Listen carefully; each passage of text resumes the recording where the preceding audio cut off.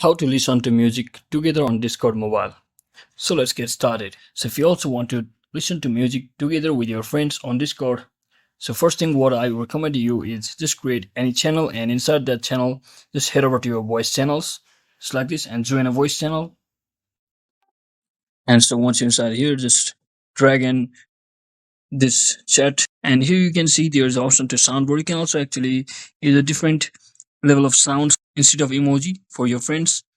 But if you want to change, listen to music, particular music, not sounds only, then you can just click on the share your screen option over here and just click on share now. And you can basically start any YouTube videos containing any music. And once you play it, you can easily play that song. And once you open that music, everyone should be able to listen to that music just like that. So that is exactly how we do it, guys. I hope this video was helpful. If it was, don't forget to like and subscribe to the channel. See you on the next one.